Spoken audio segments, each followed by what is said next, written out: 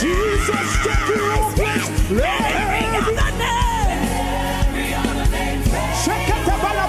Jesus, let every other name fade away until there's only you.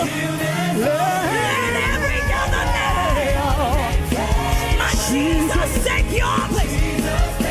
My Jesus, take your place. Jesus, take your place. Jesus, take it all. My Jesus, take your place. Jesus, take it all. Jesus, take your place. Jesus, take it all. My Jesus, take your place. Jesus, take it all. Jesus, take your place. Jesus, take it all. My Jesus, take your place. Jesus, take it all. Father, we worship. Lord, we ask you take your place tonight. Only you we want to see in this place. Jesus, take your place. Higher than the highest. And we say tonight, Bigger than that the you're biggest. the name above Every other name. Great Yahweh.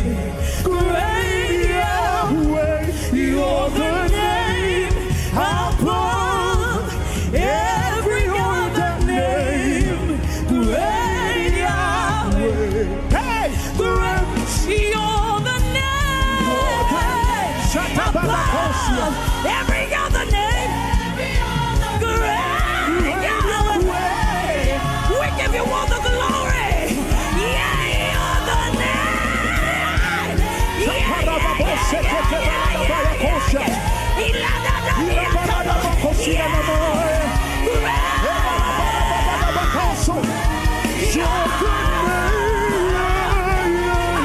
Every other name, every high thing, yeah.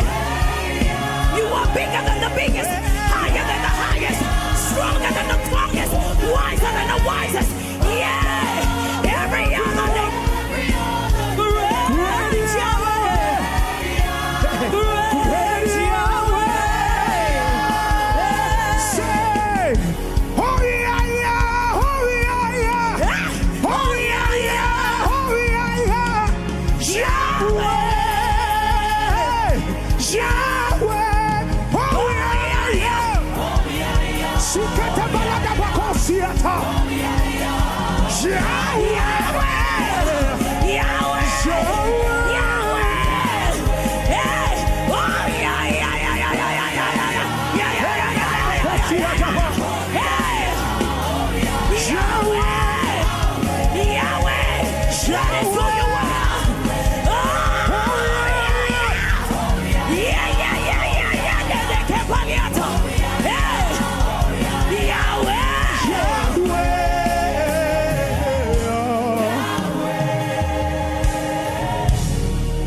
Hallelujah. Let's lift our hands and give praise and thanks to the King of Kings. Why is greatness short-lived? Pourquoi la grandeur est de courte durée? Pourquoi la grandeur se tourne soudain en humiliation, en honte? Quelle est la clé qui régit la longévité de l'impact? Premièrement, êtes-vous prêts? La première raison pour laquelle la grandeur est de courte durée, dans la vie des individus, dans la vie des ministères, dans la vie des organisations, est l'orgueil. Pride. Proverbs 16:18. Proverbe The Bible 16, says, 18. pride goeth before destruction. L'orgueil précède la chute.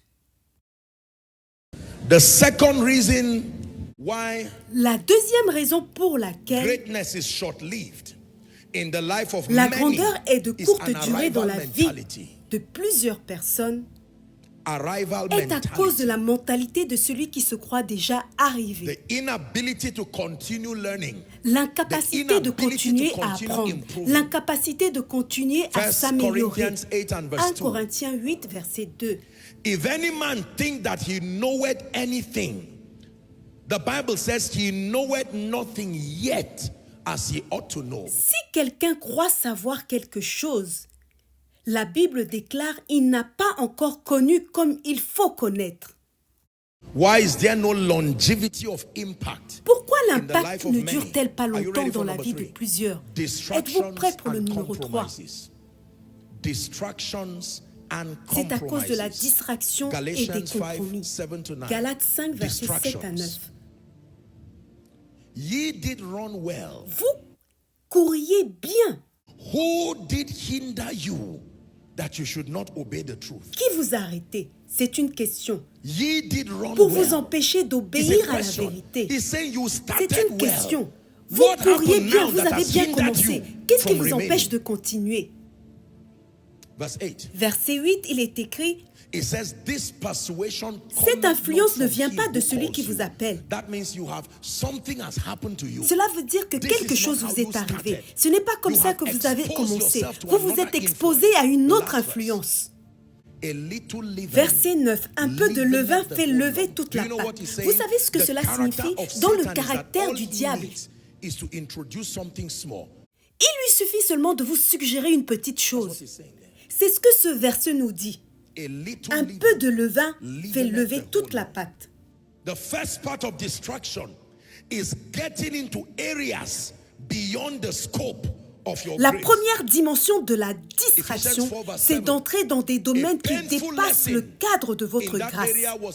Une leçon douloureuse a été apprise dans ce domaine, dans la vie de Jean-Baptiste. Quand il s'est égaré, en commençant à traiter des questions qui étaient en dehors du domaine de sa grâce, cela lui a coûté sa tête. The Bible says, but unto every one of us, listen, is given grace according to the measure of the gift of Christ. Écoutez, il est écrit, mais à chacun de nous, la grâce a été donnée selon la mesure du don de Christ. There are men of Il God, y a there des are hommes de business Dieu, people, il y a des there are hommes great d'affaires, people il y a today des whose personnes downfall élevées started, dont la not chute a necessarily commencé because of aujourd'hui, anything they pas did wrong, nécessairement parce qu'ils ont but fait they quelque chose veered de off mal. and Mais ils ont began to dévié du chemin communicate et ils ont along commencé à areas fonctionner where grace was dans not des given. domaines où la grâce ne leur avait pas Are we été together? donnée. Yeah. This is very important. Distraction. Ceci est très important, c'est la distraction. Vous voyez, la grandeur est trompeuse parce que une fois que la grâce est sur vous, quoi que vous allez faire, cela sera facile et vous allez penser que les autres domaines le seront aussi. C'est la grâce de Dieu en vous qui rend ce que vous faites facile. Et il se peut que les gens vont maintenant se diriger vers d'autres domaines où la grâce n'a pas été donnée et ils veulent exercer la même autorité. Et c'est ce qui va leur causer des ennuis. Il y a des personnes qui n'ont rien à faire, par exemple, dans le domaine de la formation détaillée des finances. Ils n'ont pas cette grâce. Ils peuvent partager cela de façon générale ou apprendre de ceux qui ont vraiment cette grâce. Il y a des personnes qui comprennent très peu de choses, peut-être sur la dynamique de la prière. L'un des problèmes majeurs dans le corps du Christ aujourd'hui,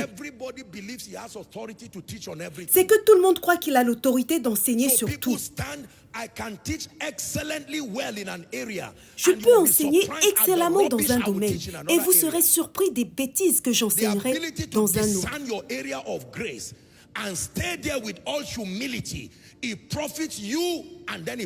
La capacité d'enseigner dans votre zone de grâce et d'y rester vous profitera et profitera au corps du Christ. The grace given to you insists that you remain accurate within that area. Lorsque vous travaillez dans le domaine de grâce qui vous a été accordé, ce domaine de grâce insistera que vous restiez pertinent au sein de ce domaine. Hallelujah. And the second area of distraction and compromises is not protecting your focus.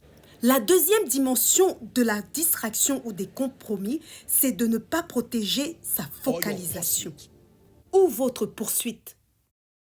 Si vous ne pouvez pas comprendre ou accepter cela, vous allez détruire votre organisation.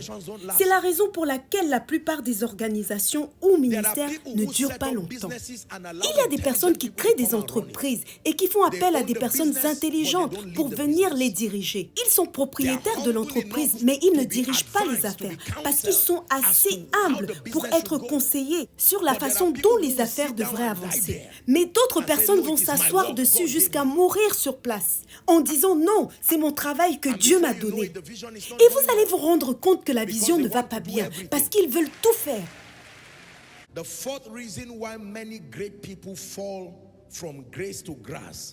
La quatrième raison pour laquelle les grands hommes tombent, c'est parce qu'ils violent leur stratégie de victoire. C'est la raison pour laquelle les grands hommes échouent.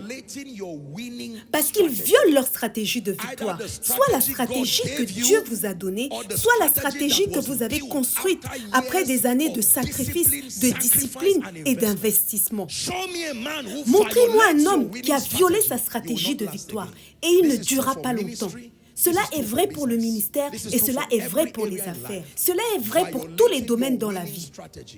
Puis-je vous dire ceci? Écoutez, les exploits et la victoire sont toujours dépendants d'une stratégie. Les exploits et la victoire sont toujours dépendants d'une stratégie. Observez tous les foyers qui excellent aujourd'hui. Des enfants merveilleux, des super conjoints. Il y a une stratégie. Au moment où ils commencent à violer la stratégie, il y aura des problèmes. Observez un étudiant qui excelle académiquement et qui a de très bons résultats. C'est parce qu'il y a une stratégie qui lui fait produire ce genre de résultats. Sommes-nous ensemble? Observez une banque, un restaurant, même une église. Dans le domaine des affaires, nous appelons cela un système de contrôle qualité, afin que vous ne puissiez pas dévier et que vous puissiez maintenir l'excellence, maintenir une livraison de qualité.